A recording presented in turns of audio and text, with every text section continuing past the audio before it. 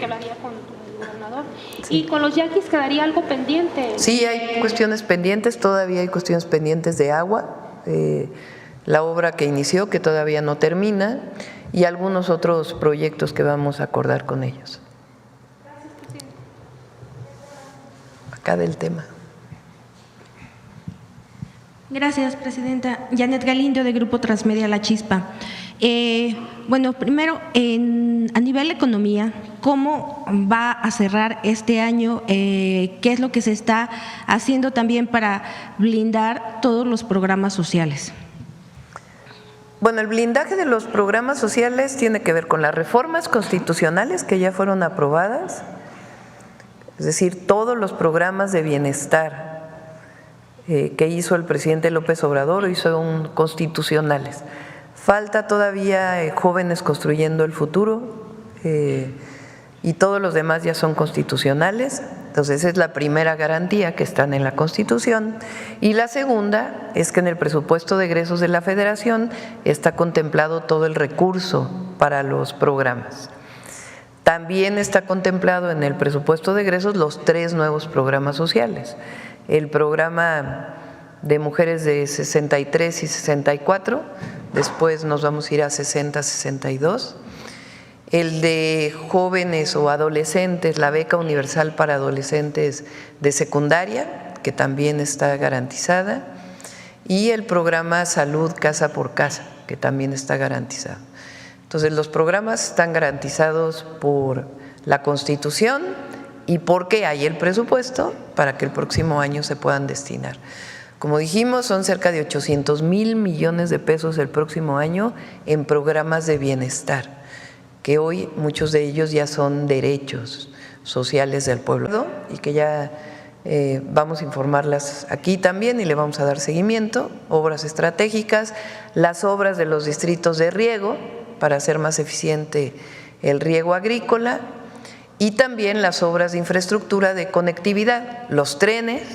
Vamos a iniciar con el México-Querétaro, de ahí a Irapuato, el Coahuila-Saltillo-Monterrey como parte del México-Nuevo Laredo, y carreteras, obras carreteras. Además, caminos artesanales, que vamos a continuar con los proyectos de caminos artesanales. Entonces, hay cerca de casi la misma cantidad que de los programas sociales en proyectos de infraestructura, en inversión pública. Y después está la inversión privada. La inversión privada, pues quien encabeza todos estos esfuerzos es Marcelo desde la Secretaría de Economía. Él ha estado trabajando, ahora le doy la palabra, en el portafolio de inversiones que viene el próximo año, que es muy importante, y también en lo que llamamos el Plan México, que tiene que ver, entre otras cosas, con lo que se anuncia hoy, en fortalecer la producción nacional de distintos bienes y servicios, para fortalecer lo que se hace en nuestro país y disminuir las importaciones. Entonces, cierra bien el año con empleo récord, con inversiones muy importantes, y el próximo año pues también vienen inversiones muy importantes. No sé si quieres platicar algunas de ellas, Marcelo.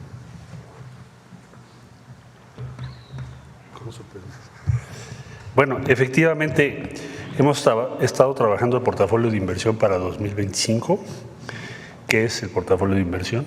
Es desde luego tener todas las inversiones públicas, infraestructura, etc., en su dimensión regional, porque hay, como ustedes saben, 10 corredores del bienestar. Entonces tenemos que saber en dónde estamos haciendo qué en el territorio. Y el esfuerzo con iniciativa privada es tener también las principales inversiones privadas para que hagamos sinergia entre unos y otros. Si eso no lo tienes disponible, es muy difícil ser eficaz o ser oportuno para facilitar las inversiones. Entonces hemos estado trabajando con muy diversas asociaciones. Por ejemplo, si ustedes me preguntan ahorita qué va a hacer la industria automotriz, cuál es la carta de navegación para el año entrante, como hemos estado trabajando en esto, ya tenemos muy claramente identificadas cuáles son las inversiones específicas, no solo generales, agregadas, sino en qué se traducen. Muchos son proveedores, autopartes, y nuevos procesos, cómo acercamos a México la producción de baterías para los vehículos eléctricos, por ejemplo. Entonces, todo eso, semiconductores, el año que entra tendremos en México muy probablemente la primera planta propiedad mexicana produciendo semiconductores ya para la industria automotriz, entre otras cadenas productivas. Entonces, todo esto en detalle es lo que denominamos portafolio de inversión. Y luego nos preguntamos, ¿qué se necesita para que esas inversiones tengan éxito? Entonces, ahí ya identificamos si es agua, si en esa zona hay agua o no hay agua, ya identificamos si tienen la toma de energía eléctrica, ya identificamos qué necesitan en cuanto a… Nos reunimos con educación pública, por ejemplo, para ver educación media superior y técnica, qué tan pertinente es lo que estamos haciendo respecto a esas inversiones, para facilitarle a los jóvenes pues, que tengan mejores empleos, ¿verdad? Entonces, es todo un esfuerzo para lograr ese propósito, facilitar la inversión y por lo tanto mejores empleos y crecimiento en las regiones del país. Le llamamos portafolio 2025 porque te metes una laptop, bueno, la presidenta, y va a tener todo en un solo plano de qué estamos haciendo todos, iniciativa privada y todas las áreas del gobierno, incluyendo gobiernos estatales.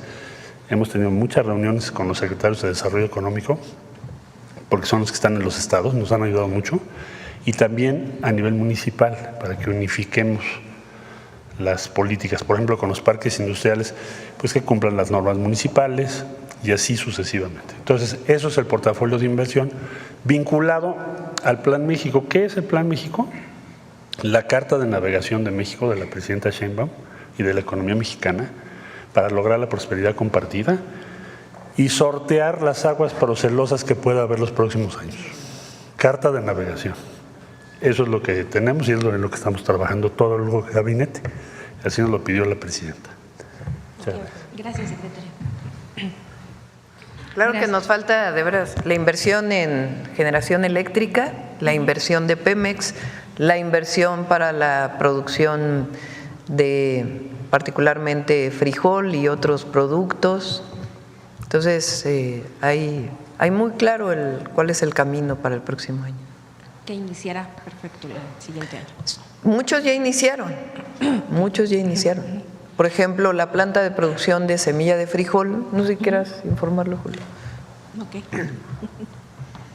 Gracias, presidenta. Hace unas semanas la presidenta estuvo en Zacatecas, en lo que era la antigua planta de la Productora Nacional de Semillas, que ni siquiera se privatizó, simplemente se desmanteló y se abandonó.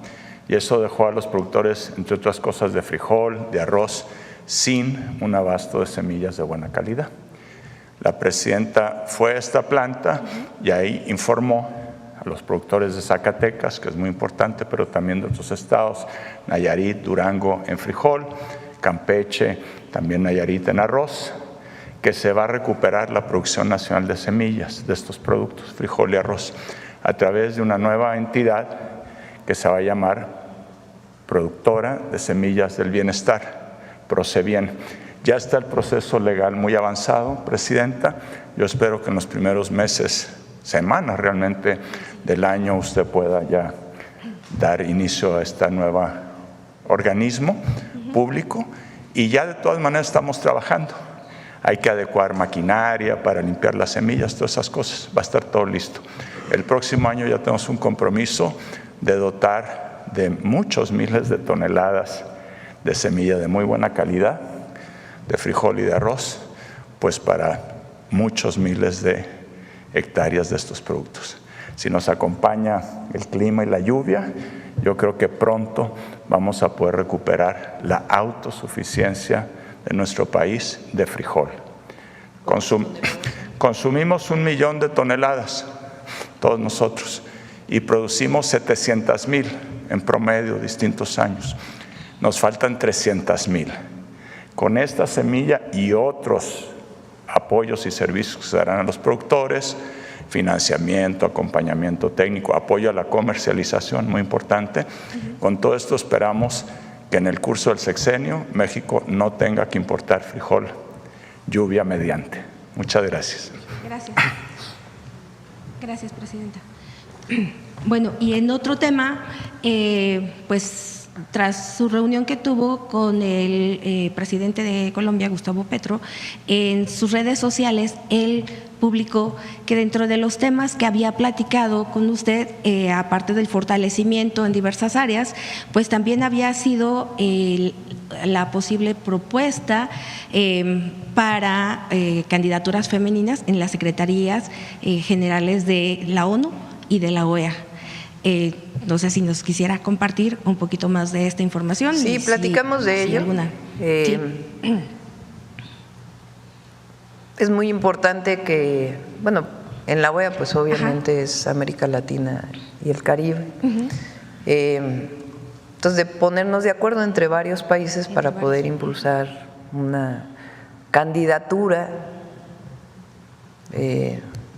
con una visión distinta a la actual, y también para Naciones Unidas, que pudiera una mujer encabezar. Y Lázaro Cárdenas también, como jefe de oficina, le pedí pues que se involucrara en estos temas junto con Juan Ramón de la Fuente.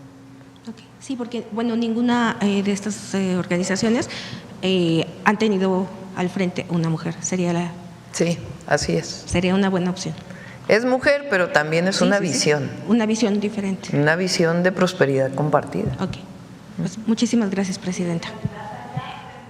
No, todavía estamos en pláticas. Gracias. Acá.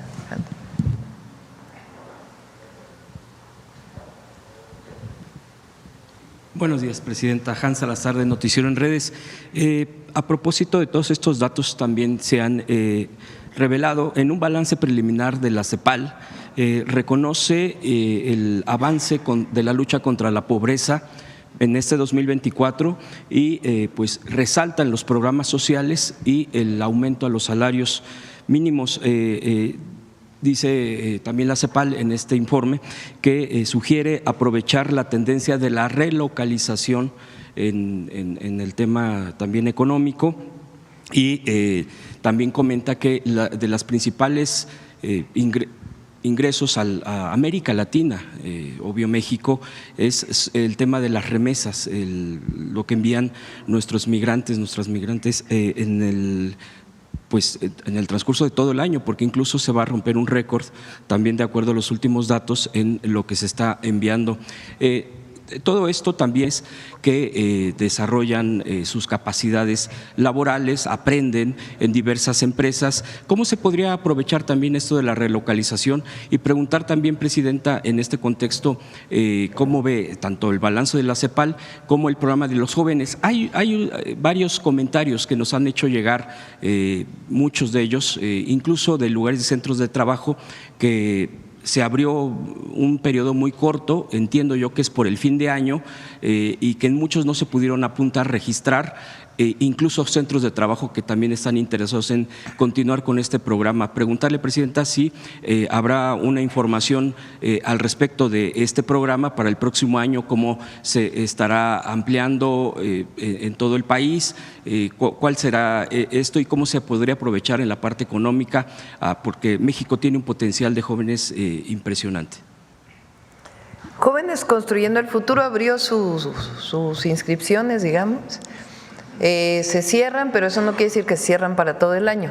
En febrero, si mal no me equivoco, abre nuevamente. Es como un mes hay entrega y otro mes se abre. No es que ya con lo que pasó ya no se pueden inscribir el próximo año, tanto empleadores como jóvenes que quieren incorporarse al programa. Entonces, vamos a pedirle a Marat que informe, que les dé la información para que la puedan tener, porque a lo largo de todo el año sigue abierto el espacio para que se puedan inscribir. Jóvenes Construyendo el Futuro pues es un gran programa, porque incorporar a un joven que va a recibir su primer salario por parte del gobierno a través de este programa, y después entonces le beneficia a la pequeña empresa, y después hay una incorporación de más del 50% de estos jóvenes ahí a donde iniciaron su trabajo. Entonces, pues es un impulso también a la economía. Jóvenes Construyendo el Futuro continúa, tiene metas muy importantes y la parte de la reforma constitucional también se va a dar. Es nada más un ajuste ahí que es importante hacerlo. El modelo mexicano, que es el modelo de la Cuarta Transformación, de la economía moral, de lo que llamamos el humanismo mexicano, es único en el mundo. Parte primero de erradicar la corrupción, el régimen de corrupción y privilegios que privó en México principalmente durante todo el periodo neoliberal, que si se fijan es parte de lo que se está haciendo también ahora con lo que se anuncia hoy. Es quitarle la patente a agentes aduanales, pues es porque había corrupción, porque estaban mintiéndole a la autoridad. No sabemos qué mecanismos había para hacerlo así, pero ahora son corresponsables. Antes no eran corresponsables los agentes aduanales de que se pagaran o no se pagaran los impuestos, ahora sí. Entonces esto nos lleva a que 40 agencias aduanales se estén investigando y que se les haya quitado las patentes. ¿Eso qué va a representar? Más ingresos al erario para poderlos destinar a programas sociales, a inversión pública y a otras acciones que impulsen la economía de nuestro país, disminuyan la pobreza y las desigualdades. Entonces, parte de erradicar el régimen de corrupción y privilegios, parte de que el pueblo de México tiene derechos, derecho a la educación, toda la visión del periodo neoliberal de que la educación, la salud, el acceso a la vivienda eran mercancías o privilegios para unos cuantos y quien no las tenía era su problema personal porque a lo mejor no había trabajado lo suficiente para poder ganárselo. Pues aquí la visión es distinta, son derechos de las y los mexicanos. Entonces, fortalecer el derecho a la educación, a la salud, el acceso a la salud, el acceso a la vivienda y por eso lo que estamos haciendo en el Infonavit, pero también a la pensión universal adulto mayor, al empleo a través de Jóvenes Construyendo el Futuro y fomentar el desarrollo económico con una visión distinta, los salarios. Durante todo el periodo neoliberal se planteó que si aumentaba el salario mínimo iba a haber inflación, pero además no iba a haber inversión extranjera directa. Y ahora aumentando el salario mínimo, no solamente no hay inflación, sino que estamos en récord, fortaleciendo en ciertas áreas. Nosotros somos convencidos de las energías renovables, entonces vamos a darle más impulso a las energías renovables, aunque tiene su fortaleza Pemex y lo que se ha hecho hasta ahora, pero vamos a impulsar el desarrollo sostenible. Entonces es un proyecto que da como resultado pues mejores niveles de vida en el pueblo de México, disminución de la pobreza, disminución de las desigualdades y mejor calidad de vida para las y los mexicanos. Lo que estamos planteando ahora es fortalecer lo que quedó del 2018 al 2024, esa base, y avanzar más. Y ese avance tiene que ver con los nuevos programas de bienestar, con seguir aumentando el salario mínimo, con impulsar la inversión pública, con seguir impulsando la soberanía alimentaria y también con el impulso a la inversión privada a través de un modelo que llamamos el Plan México y los polos de bienestar. Y ahí pues la defensa que estamos haciendo también del Tratado Comercial México, Estados Unidos, Canadá, que ha ayudado a Canadá, ha ayudado a México y ha ayudado a Estados Unidos. Y la relocalización de las empresas pues es justamente producto de este tratado y de una visión de que la globalización y la producción, particularmente en China, pero también en otras regiones de Asia, pues ha generado problemas de competitividad la economía de Estados Unidos, pero también de América. Entonces, vamos a seguir impulsando la relocalización de las empresas de Estados Unidos y de otros países, privilegiando con aquellos países que tenemos tratado comercial, pero impulsando que se fabrique en México una buena parte de lo que hoy importamos. Le da una fortaleza al modelo del humanismo mexicano que no tienen otros países.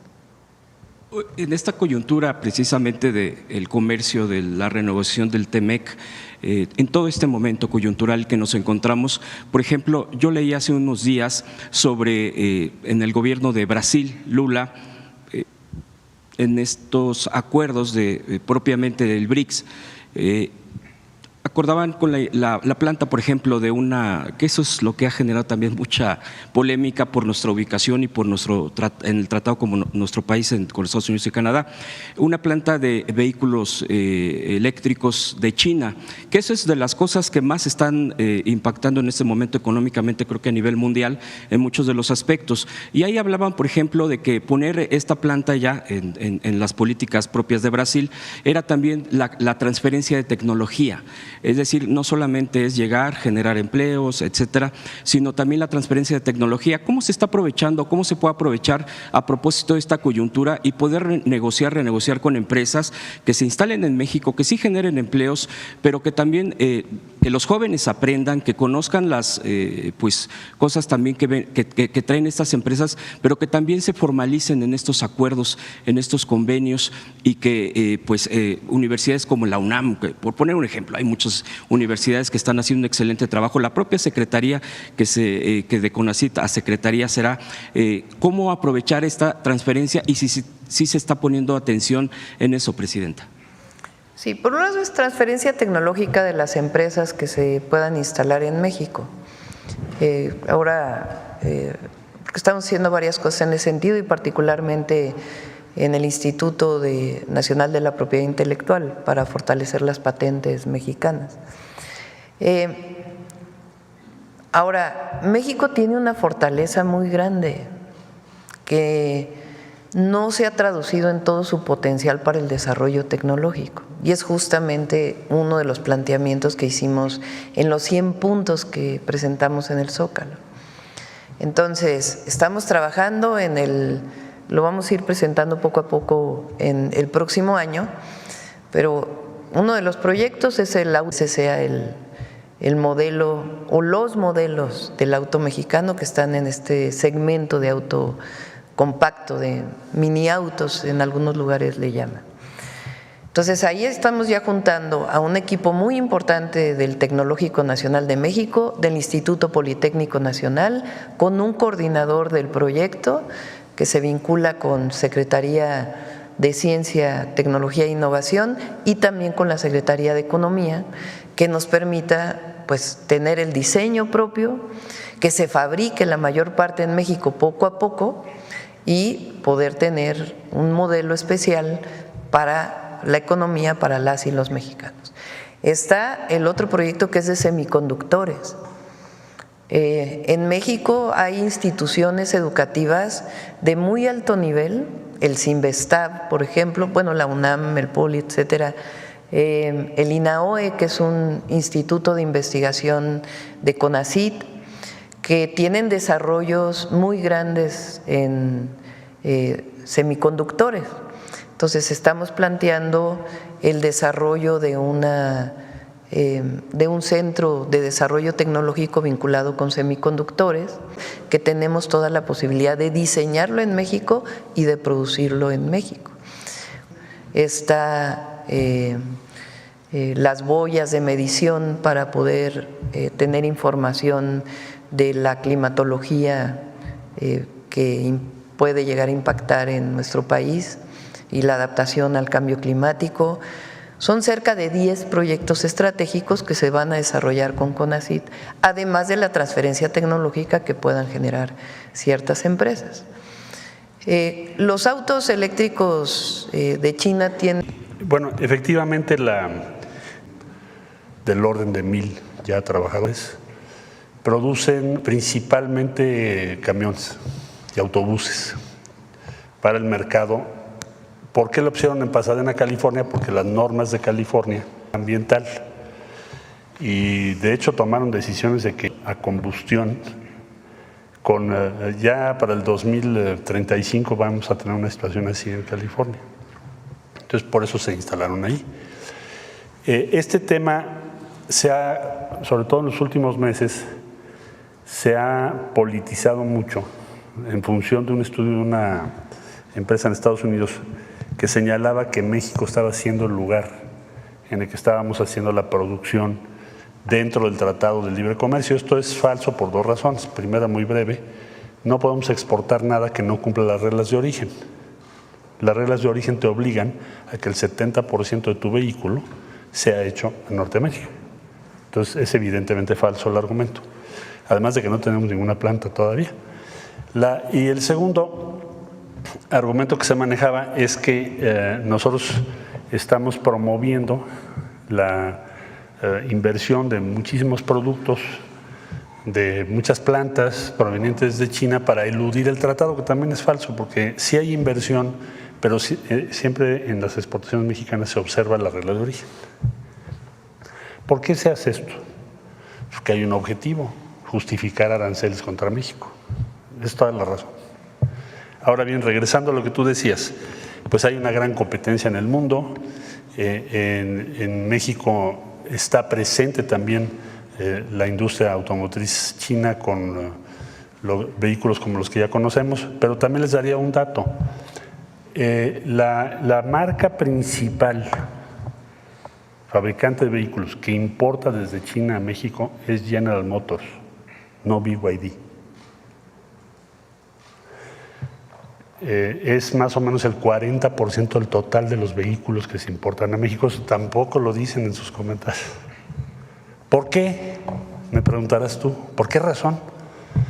Bueno, pues porque General Motors tiene una joint venture en China, que es el segundo mercado del mundo, ya va a ser el primero en industria automotriz. Tiene una joint venture con una empresa en China para producir vehículos que venden en China. Y una parte de esos vehículos los traen a México para venderlos en México, no en Estados Unidos. Entonces, simple y llanamente, el 40% viene de esa planta, de esas importaciones que provienen de China. Entonces, está muy exagerado el tema por lo que hace México. En los últimos comentarios, pues nosotros vamos a seguir permitiendo que vengan vehículos, por ejemplo, de Tailandia, de Kia. Es otra fuente de importación importante. Tienen derecho, además hay un cupo establecido. Cupo quiere decir que si tú produces vehículos puedes importar un cierto número. Entonces, pues esa es la posición que nosotros tenemos y seguiremos adelante en esa misma línea. Y por último, Presidenta, sí, si me permite, el tema de la violencia de género, de todo esto que se genera en las redes sociales, me ha llamado la atención últimamente. No es reciente, obvio, esto se ha dado ya de tiempo atrás, que han vuelto a remeter, obvio, no voy a describirlo porque es hasta de mal gusto, el tema, por ejemplo, contra la Secretaría de la Mujer, contra la secretaria Citlali. Esto ya no se había dado, porque, bueno, pues el tema fue senadora, ahora tiene un cargo que por cierto, ha habido trabajo interesante, de hecho se ha difundido aquí, pero la pregunta sería, este tema, digo, más allá de quiénes y el tipo de términos y de imágenes que son verdaderamente pues indescriptibles, ¿para qué? Contra ella. Y yo me preguntaba, y es la secretaria de la Mujer, es la que está teniendo y enfrentando precisamente esas violencias, ¿no? Y que sabemos qué tipo de, por ejemplo, un empresario, ¿no? Que ni vale la pena mencionarlo, que fue uno de los que originalmente fue sumamente violento en los términos con lo que se refería. Ahora ha vuelto a resurgir, me llama la atención, y que también él está muy activo en otras cosas y en términos contra el propio gobierno. La pregunta es, no tanto, pues, ¿qué opina de esto? Me parece que algo hasta pues, qué se va a opinar frente a la violencia hacia las mujeres, hacia la propia secretaria de la mujer, sino cómo también ver esta situación de las redes sociales, en donde se generan muchas violencias, en donde, este es un ejemplo nada más, pero hay otro tipo de cosas que también han permeado en la sociedad y que y que siguen teniendo pues impactos muy negativos. Ya se ha llegado a comentar, ¿no?, este tema de la regulación de las propias plataformas que proveen las redes sociodigitales, como se le menciona oficialmente, pero bueno, hay un debate donde dicen no hay que regular esas de otra manera, etcétera. ¿Cuál es su postura de usted frente a este tipo de cosas? Porque además, cuando se empieza a batallar frente a este tipo de violencias, claro que va a haber reacciones y difamaciones, y bueno, hasta medios de plataformas han arremetido con falsedades contra el gobierno, y a veces deja ese sentido como hasta de misoginia y de machismo, y de medios pues que igualmente no tienen ni caso mencionarlos, que son productores de fake news. Y también en este sentido, el principal proveedor de información del país pues es la mañanera, en este caso la mañanera del pueblo, como ya se ha denominado. Y también mucha gente en los estados pregunta, ¿por qué no se puede ver o escuchar la mañanera en todos los medios públicos? Esa es otra de las preguntas que han hecho. Por ejemplo, el día de ayer, bien dijo un periodista, fue duro, concreto y con todo, ¿no? En una mañanera que, bueno, estuvo muy claro el día de ayer el tema del Infonavit, que fue una información tremenda, pero que la población muchas veces quiere saber. Claro, algunos aprovechan que tengan algún señal de internet, de la tarde con alguna plataforma. Pero los medios públicos en este sentido, Presidenta, ¿qué papel también están jugando? Digo, algunos sí lo están haciendo, el tema de la difusión, pero la gente que va al trabajo, la gente que va a la escuela, etcétera, quisiera tener en la radio, porque la mayoría de las estaciones de radio, perdón, pero es pura mentira, es casi basura, y lo digo con todo respeto.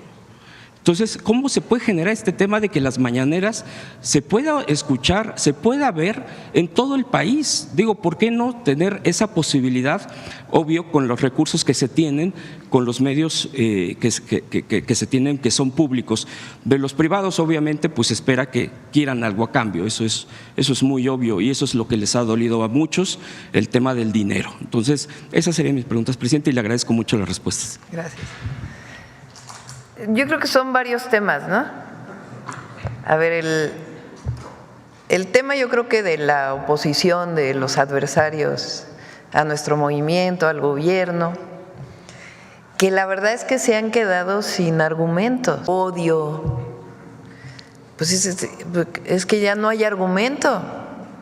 O sea, todo esto que decían, les van a quitar los ahorros a los trabajadores con la reforma al Infonavit.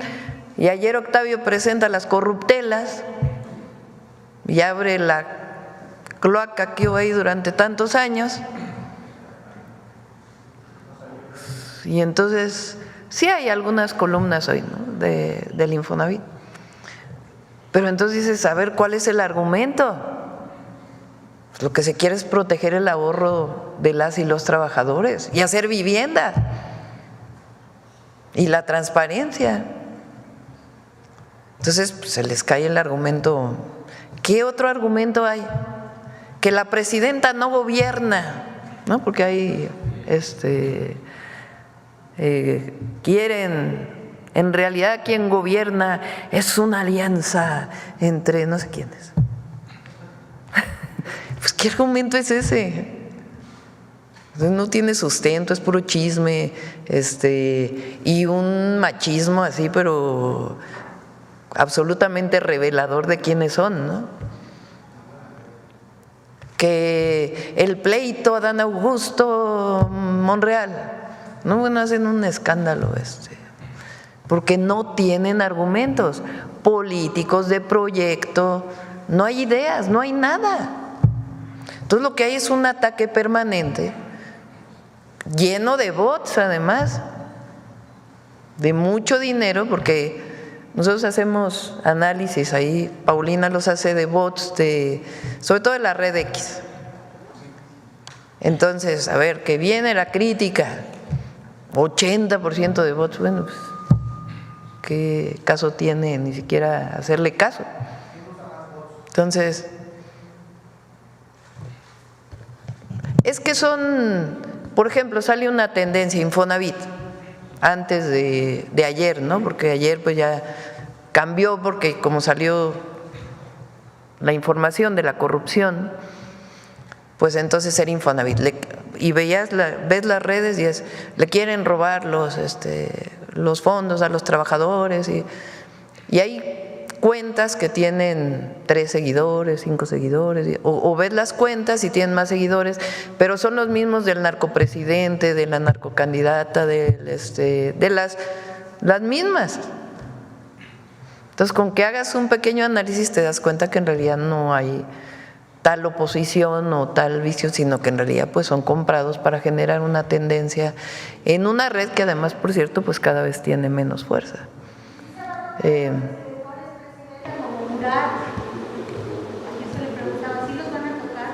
No, pero no es un asunto de si se van a tocar, se presentan las denuncias pero ustedes están poniendo nombres. Entonces, la mayor corrupción de lo que se mencionó ayer se dio en el último periodo de Peña.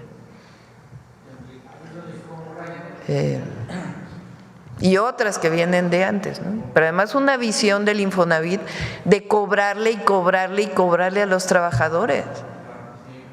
O sea, de que nunca acabes de pagar tu deuda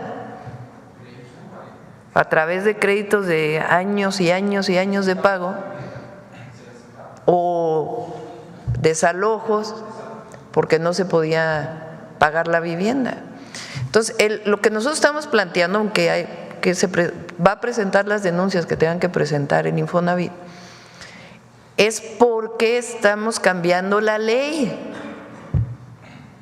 La ley se está cambiando para que el director general del Infonavit pueda tener la dirección, la rectoría del Infonavit, que desaparezcan 2 direcciones que no tienen sentido, que es la de la representación empresarial y la representación sindical, y que siga siendo un organismo tripartita donde todos decidan, las organizaciones empresariales, las organizaciones de los trabajadores y el gobierno, pero que no se preste a esta opacidad. ¿Por qué el INAI nunca hizo nada con el Infonavit? Que tanto defendían. ¿O por qué no dicen que no permitían que entrara la Auditoría Superior de la Federación a hacer auditorías? Entonces, no hay argumentos. O sea, díganme un argumento que se haya dado de la oposición o de sus dirigentes empresariales de la oposición, como el Junior X, que tenga fundamento. Es un odio, una crítica, tremendo. Ya salieron a defender también al dirigente del PAN. Entonces, ¿a qué se dedican? Pues a una campaña de odio, de enojo, pues en vez de estar tan enojados, que se sienten a ver si realmente tienen un proyecto de nación, porque no tienen, solo es la crítica, desesperados.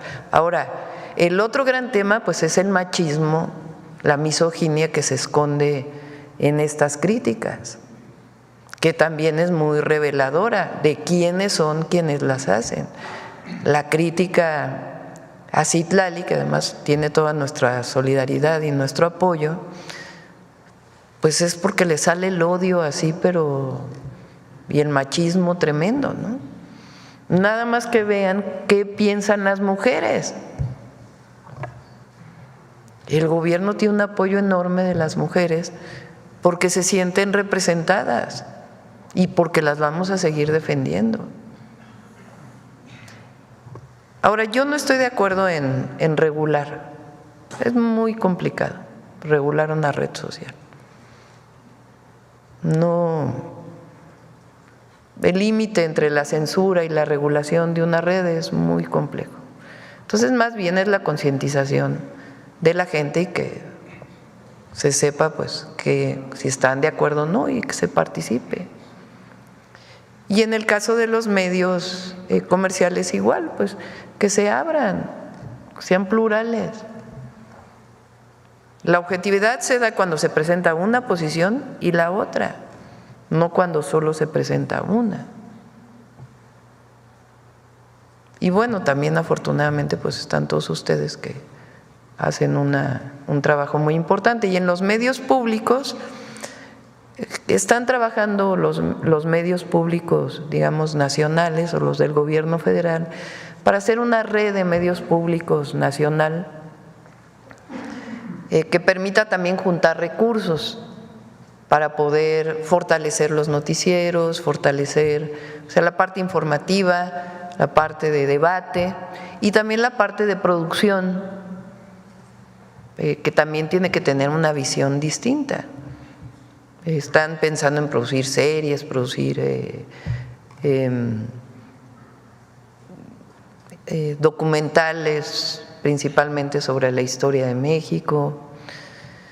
Entonces sí, se están buscando coordinar en una red de medios públicos y también pues darle continuidad a lo que se hizo aquí el día que hicieron el Congreso de Medios Alternativos, ¿no? Que pueda seguir floreciendo en México, ¿no? La difusión de las mañaneras pues ya depende también de, tampoco queremos nosotros que se imponga algo, ¿no? Entonces en esta red de medios públicos pues ya tomarán su definición, porque es muy distinto un medio gubernamental a un medio público. El público pues tiene una participación diversa, entonces sí se difunde contenido que hace el gobierno, pero tiene que tener también una visión de radio pública que también pueda darle voz a mucha gente, sobre todo la que no tiene voz. ¿La radio de Poli transmite la conferencia todos los días? Sí, el Canal 11, pero muchos medios, decía Hans, locales, porque la mayoría de los estados tiene un sistema público, tienen radio, tienen televisión, las universidades también.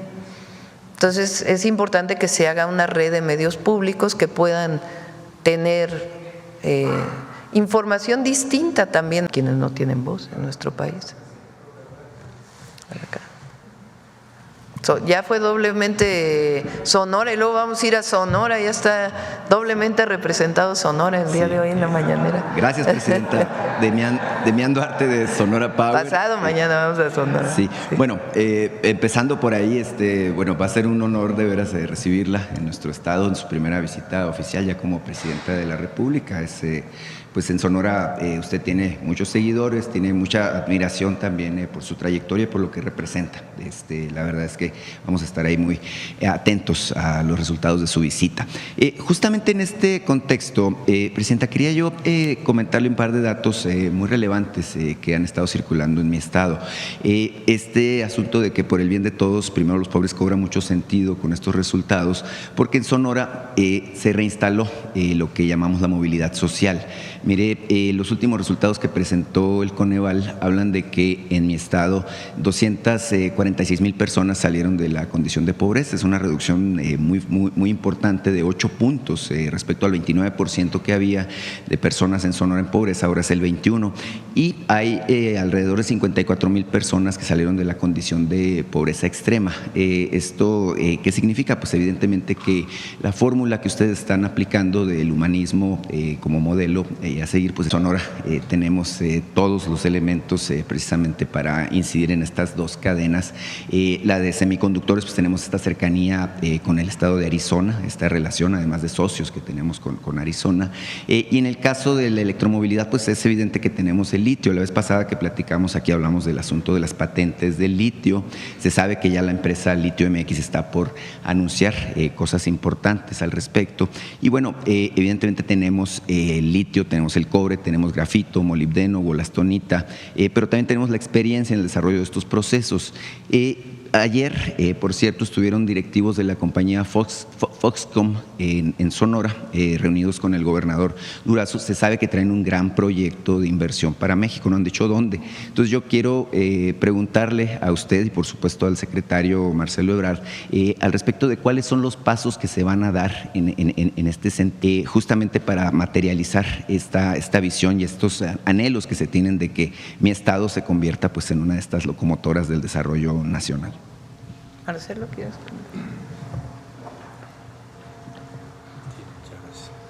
Con su permiso. Bueno, yo diría brevemente, la instrucción que tenemos es de consolidar el Plan Sonora. ¿Y esto en qué se traduce específicamente?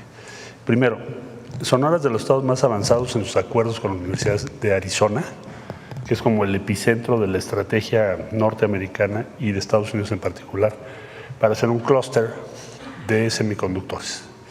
Entonces hay un avance considerable. Yo diría que de los 4 entidades federativas que empezaron a trabajar ya hace algún tiempo con este clúster, pues es la que lleva más avance. Nosotros, ¿qué tenemos que hacer? Facilitar que esto tome más velocidad, tengamos pronto estas inversiones. Básicamente tiene que ver con prepararnos para poder desarrollar. La prioridad que nos ha marcado la presidenta Sheinbaum es que México pueda acelerar su producción respecto al litio y también poder tener una batería en México, empezar a construir, a fabricar baterías en México. También Sonora es otro punto clave. Tienen un buen avance en Guaymas, tienen un buen avance en lo que tiene que ver con la zona o el paso fronterizo, Nogales. Tenemos ya también toda una serie de empresas que actualmente han sido visitadas, tanto en Taiwán, Foxconn es taiwanesa, tienen un proyecto de inversión enorme, lo tenemos dentro del portafolio de inversión, y Sonora es una de las posibles localizaciones de parte de esta inversión. Entonces yo diría que vamos a lograr en 2025 pues dar otro paso importante para consolidar ese plan que, repito, y con esto cierro el comentario, pues se diseñó, es el primer plan que diseñamos juntos México y Estados Unidos, con miras a todo lo que estoy hablando, electromovilidad, semiconductores y competitividad. Es como un buen ejemplo de lo que deberíamos hacer a mayor escala. Ahora que platiquemos con la nueva administración, así se los vamos a exponer. Tener éxito sin duda alguna, porque han tomado muchos pasos. Sí, presidenta, la compañera le preguntaba ahorita al respecto de los asuntos de inversión y todo esto. Yo le quiero pedir más bien una reflexión. Estamos a 12 días de cerrar el ciclo del año 2024. Ha sido un año pues muy cargado de cosas muy importantes. Se ha hecho historia sin duda este año con la llegada, por ejemplo, de la primera mujer presidenta.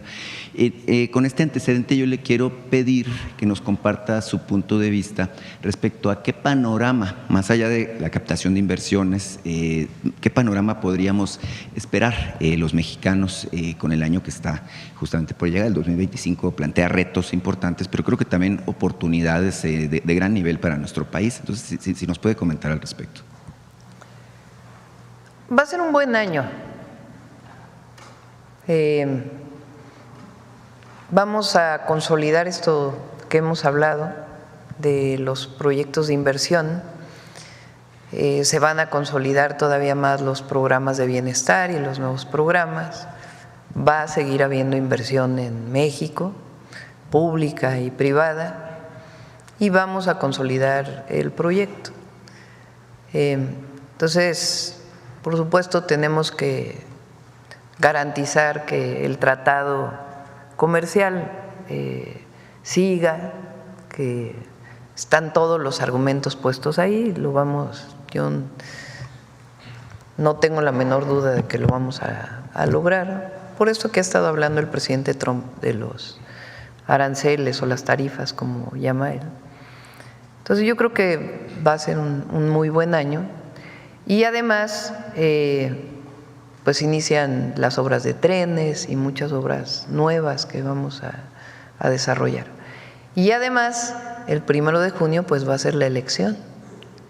Por primera vez las y los mexicanos vamos a elegir a las y los jueces. Un buen año para las y los mexicanos. Vamos a cerrar porque ya son las 9. A ver, la última pregunta. Solamente un planteamiento. Usted va a la frontera el fin de semana, va a estar en Ciudad Juárez, va a estar en Sonora también. Es un momento importante del año porque vienen enormes flujos de paisanos que nos visitan con motivo de las fiestas de fin de año. Por ejemplo, tengo entendido que en Nuevo Laredo se hizo un operativo de parte de los gobiernos de la región, en Chihuahua también. En Sonora, el gobernador encabezó, por ejemplo, también un operativo de bienvenida. En Cajeme mismo, el alcalde Javier Lamarque también hizo un operativo que le llamó, creo, el apapacho a nuestros paisanos. Preguntarle en este sentido, Presidenta, ¿qué está haciendo el gobierno federal para acompañar a los flujos de paisanos que nos visitan?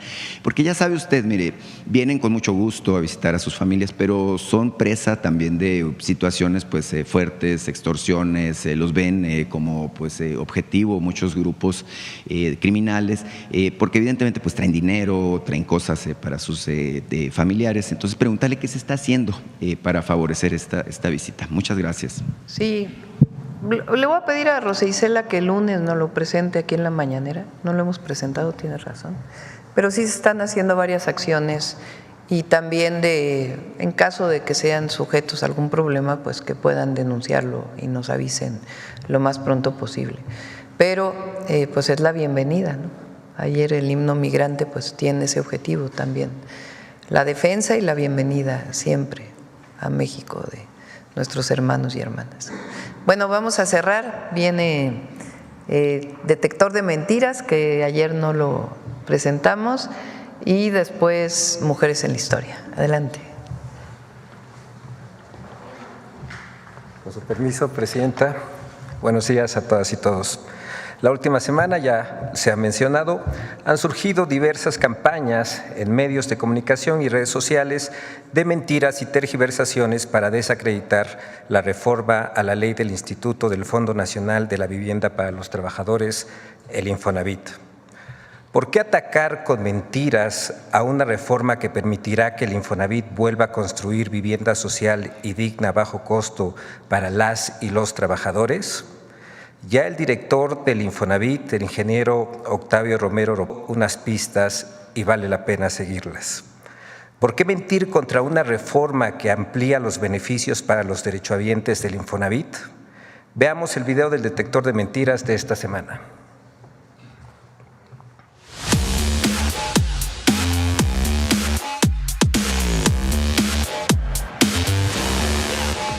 Con encabezados amarillistas, gritos alarmistas desde las tribunas y tergiversando los datos, comentaristas y políticos de oposición mintieron al asegurar que el gobierno de México tomó el control del Infonavit para apoderarse de los ahorros de los trabajadores. 1. El gobierno de México dispondrá de la cuenta personal de vivienda de los trabajadores. ¡Mentira! El Infonavit es un organismo de servicio social que administra el Fondo de Vivienda de los Trabajadores de México y es facultad de su Consejo de Administración, compuesto de manera tripartita por representantes de los trabajadores, de los empleadores y del Gobierno de México, decidir sobre las inversiones que realice el instituto y los financiamientos que obtenga. Esta facultad no es nueva ni se le dio al Infonavit a partir de la reforma recientemente aprobada. Además, el texto de la reforma especifica que en ningún momento implicará el destino de recursos del fondo en beneficio de personas que no sean derechohabientes. 2. El gobierno de México tomó por asalto al Infonavit. ¡Mentira! La reforma mantiene la composición de la Asamblea General y el Consejo Administrativo del Infonavit. Solamente reduce el número de integrantes de estos órganos, conservando la integración tripartita y la representación paritaria. La reforma no otorga nuevas facultades del Gobierno de México sobre el Infonavit. 3. La empresa filial del Infonavit construirá 1 millón de viviendas. ¡Mentira! El programa de vivienda y regularización del Gobierno de México contempla la construcción de 1 millón de viviendas a lo largo de la administración de la presidenta Claudia Sheinbaum, de las cuales 500,000 serán construidas por el Infonavit a través de una empresa filial y las otras 500,000 por la Comisión Nacional de Vivienda. 4. La Secretaría de Hacienda no garantizará los recursos del Fondo de Vivienda del Infonavit. ¡Mentira! Es el Infonavit quien administra el Fondo de Vivienda de los Trabajadores de México, no la Secretaría de Hacienda, y es independiente al presupuesto de egresos de la Federación, elaborado por la Secretaría de Hacienda. Además, el programa de vivienda y regularización con el que se construirán 1 millón de viviendas implicará la inversión federal de 600,000 millones de pesos.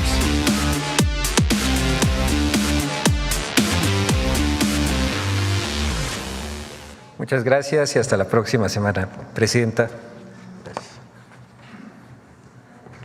En la última parte, cuando se habla de Hacienda, que es importante, como el Infonavit da créditos, tiene la misma normatividad que un banco. Entonces, su normatividad tiene que cumplir con la Comisión Nacional Bancaria de Valores. Eso va a permanecer, eso no va a cambiar. Hay otra parte que tiene que ver con la construcción de viviendas, pues que tiene que tener también su visión. Entonces sí es importante porque también se han estado diciendo esas mentiras. Y ahora sí, mujeres en la historia. Permiso, presidente. Vamos a iniciar el día de hoy con una imagen que presentamos cuando inició la sección de Mujeres en la Historia en las Mañaneras del Pueblo. Yo les presentaba esta imagen de Josefa Ortiz Telles Girón, donde hace referencia que Hidalgo fue el cerebro de la idea de la emancipación y la corregidora, el corazón de la misma idea. Hablábamos en aquella oportunidad que teníamos que empezar a eliminar estos estereotipos y vínculos con los que se ligaba la participación de las mujeres.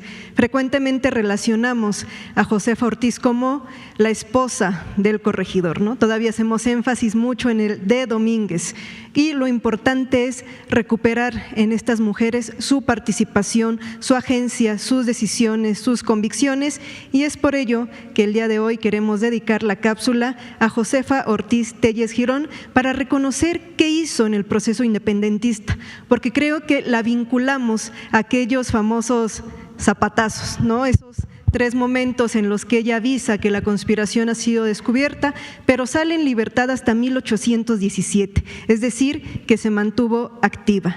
Algo también que es muy importante destacar es la edad que tenía Josefa Ortiz de Domínguez para este momento. 37 años cuando se incorpora al proceso de la insurgencia, 44 cuando queda en libertad. Conozcamos un poco más sobre Josefa Ortiz Telles Girón. María Josefa Crescencia Ortiz Telles Girón fue una mujer de convicciones propias que luchó por forjar una nación justa, libre e igualitaria. Nació el 19 de abril de 1773 en una familia criolla y quedó huérfana muy joven. Estudió en el Colegio de las Vizcaínas, una de las pocas instituciones enfocadas en la instrucción de mujeres. En 1793 contrajo matrimonio con el abogado Miguel Domínguez, con quien tuvo 14 hijos. En 1802, Miguel Domínguez fue nombrado corregidor de Querétaro. Allí, Josefa se ganó la simpatía de la comunidad criolla, de los indios y de los mestizos mediante obras de caridad y protección a favor de los pobres y los desvalidos, de las viudas y de los huérfanos. La invasión napoleónica a España en 1808 provocó una crisis política que alcanzó al continente americano. En Nueva España comenzaron a formarse grupos de criollos que querían la autonomía, rechazaban el mal gobierno y exigían el respeto a la soberanía del pueblo. En Querétaro, Josefa Ortiz organizó en su casa veladas literarias, cuyo verdadero objetivo era construir un plan de insurrección. Para realizar las reuniones, también participó activamente informando cualquier noticia y haciendo llegar de manera segura comunicados y correos entre los conjurados. Descubierta la conspiración, Josefa lo informó a Allende, quien se encontraba en San Miguel el Grande. Ella fue aprehendida el 15 de septiembre, al mismo tiempo que estaba por iniciar en el pueblo de Dolores, Guanajuato, la lucha encabezada por Miguel Hidalgo. Josefa pronto fue liberada y continuó en contacto con los insurrectos, brindando apoyo a la causa. Sin embargo, las autoridades sabían de su simpatía con la insurgencia. Acusada de sediciosa, fue aprehendida nuevamente en 1813, con su última hija en brazos y trasladada al convento de Santa Teresa, en la Ciudad de México. Durante su reclusión, escribió al virrey: Ignoro cuáles sean mis delitos que han merecido semejante castigo. Yo estoy bien segura de que serán los que hayan forjado mis enemigos, enemigos de la paz. Estuvo recluida hasta junio de 1817. Tras la consumación de la independencia y el ascenso de Agustín de Iturbide como emperador de México, Josefa rechazó formar parte de la corte imperial, por considerar que contradecía sus principios. Una vez instaurada la República, doña Josefa mantuvo cercanía con los principales actores políticos y rechazó recibir alguna recompensa por su papel en la lucha por la independencia. Josefa Ortiz, forjadora de una conciencia libertaria contra la opresión, a favor de la formación de un gobierno representativo y justo, murió el 2 de marzo de 1829. Así es, una mujer congruente hasta el final de sus días. Y hablando acerca de lo que se decía de ella, me gustaría compartir brevemente. En 1811, cuando se deja en libertad en primer momento, se habla de ella lo siguiente: el torrente de esa señora. Una vez que ella sale en libertad en 1811, se mantiene con los insurgentes, se mantiene apoyando, y Mariano Beristain, que es mandado a Querétaro, le escribe una carta al entonces ya virrey Félix María Calleja, refiriéndose a ella de esta manera: es el agente más efectivo, descarado, audaz e incorregible, que no pierde ocasión ni un momento de inspirar odio al rey y determinaciones justas del gobierno legítimo de este reino. Y tal es la mujer del corregidor, no, ni siquiera la enuncia, ¿no? La mujer del corregidor de esa ciudad. Esta es una verdadera Ana Bolena que ha tenido el valor de intentar seducirme a mí mismo. Entonces, de descarada, no bajaban a Josefa Ortiz, que como vimos, sale en libertad hasta 1817, cuando ella misma emprende su defensa enviándole cartas al virrey Calleja, donde le dice cuál es mi delito. Y algo muy importante, y yo creo que también muy valorado de mencionar: cuando se instala la corte de Agustín de Iturbide, ella rechaza participar en esta corte porque dice: no luchamos por esta forma de gobierno. Que tengan un excelente día. Es cuanto, Presidenta. Muchas gracias. Nos vemos mañana todavía. Gracias. Buen día.